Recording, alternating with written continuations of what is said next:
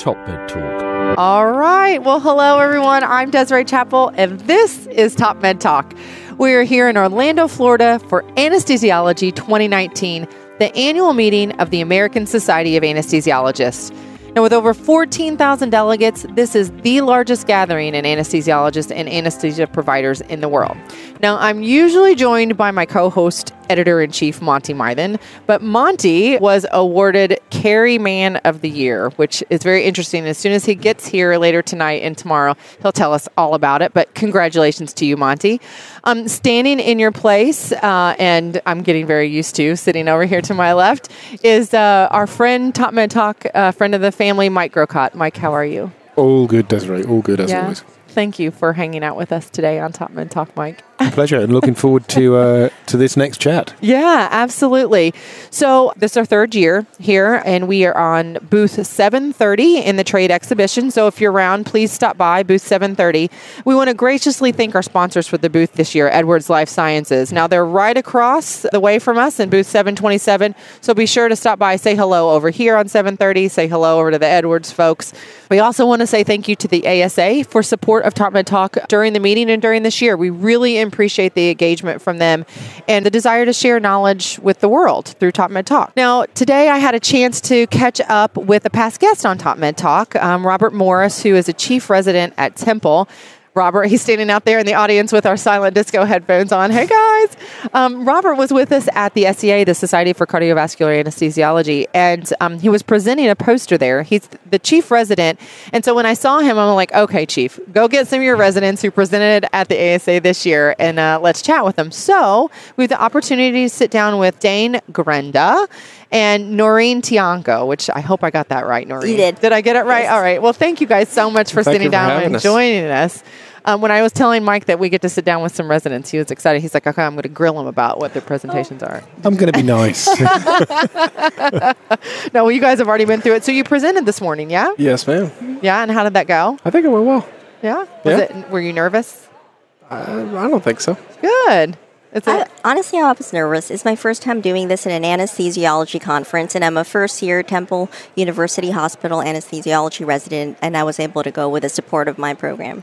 Fantastic. Well, congratulations to you guys for the presentation. So, Dane, I'll start with you. Why don't you tell us a little bit about what you were presenting on today? Yeah, so mine pertained mostly to critical care, and I presented on a patient that we had in the ICU that had multiple prior hospital admissions for acute respiratory distress, and again presented to the hospital, acute respiratory distress, status post-tracheostomy, and the patient was initially worked up and treated for HCAP, or hospital-acquired pneumonia, and was admitted to the floor, and was doing relatively well for about 24 hours, and then a rapid response was called to the patient's room.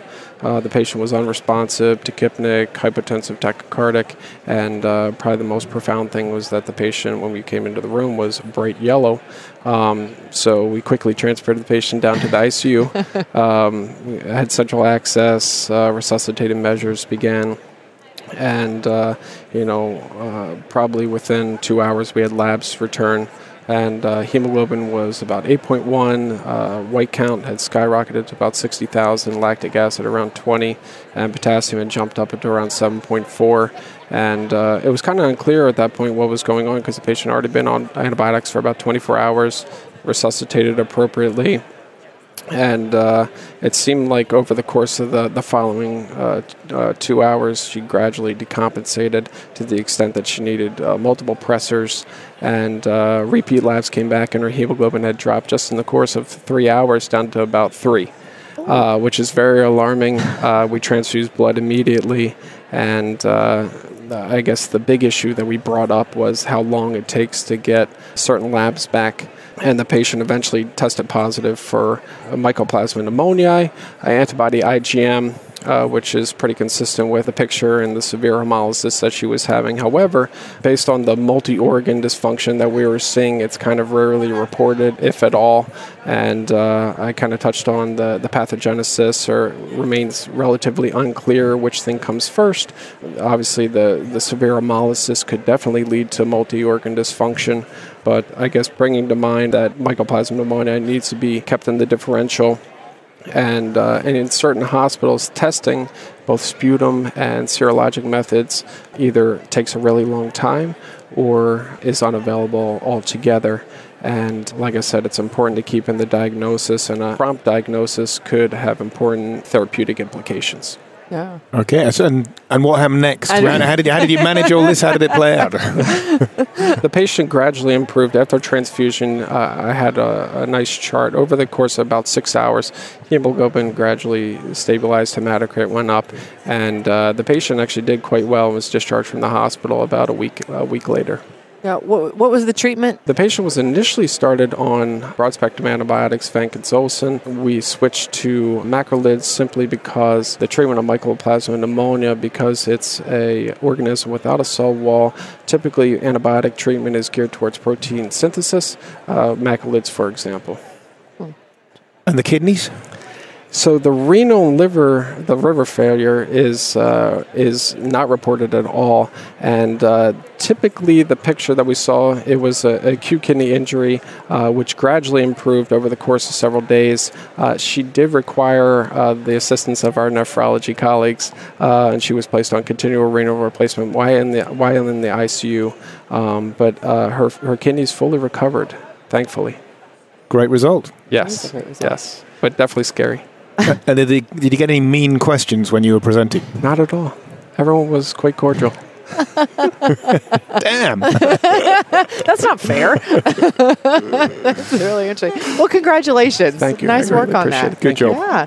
Noreen, tell us a little bit about what you were presenting on today. So I presented about a 55-year-old female with neurofibromatosis type 1, or von Recklinghausen's disease, and it's an autosomal dominant disorder.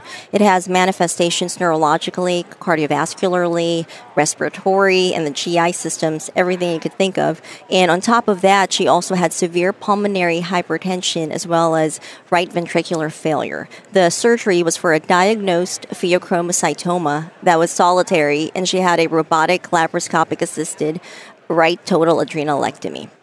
And what was interesting about that case is the anesthetic management is almost contradictory. With pheochromocytoma, you want to volume load, but in my patient's case, it was very tricky because she had severe pulmonary hypertension. So we really had to pay attention to that RV and prevent her from going into RV failure. And we also had a transesophageal echocardiogram, as well as the Edwards Life Sciences ClearSight hemodynamic monitoring. The surgery was only 90 minutes. The patient was eventually extubated in the operating room, discharged to PACU, discharged to the ICU, and was sent home on post-op day 3 with no 30-day admissions post-op. Wow. Readmissions, I mean. So this is the same condition, well, said to be the condition that the Elephant Man had. Isn't that right? I believe so, yes. And she had those neurofibromas and the cafe au lait macules as well. And the Pheo association is not a surprise. It was not, because it's found in about 0.18 to 5.7% of those with NF1 or neurofibromatosis type 1. With a severe pulmonary hypertension, however, there's only been 31 cases from 1986 to 2018 when I did the literature search. So you've done your reading. Yeah, I was just going to say, wow, that's impressive. I was going to ask about the pulmonary hypertension, if that was common in the patient population, and I'm sure Dane can attest to this, we have a big patient population with pulmonary hypertension. In fact, we're one of the number one lung transplant centers in the country. Wow. Mm-hmm. In terms of volume, yeah. Interesting. The past 2 years, we've had the most lung transplants in the country. No kidding. And is that because of the area, like was coal in the area, or like what? I think it or could industry? Be. It could be. For a long time in the region, the Temple Lung Centers has been recognized as one of the top centers in the country, if not or at least on the East Coast. And because of that, I think our lung transplant volume has gone up significantly. So it may not. It's a regional or national center, so it's not necessarily the regional issues. Correct. So yeah. At least I hope not. And Could be. Can you talk us through how you use the advanced hemodynamic monitoring? Yeah. Well, the patient also had an arterial monitor because we wanted minute-to-minute blood pressure monitoring.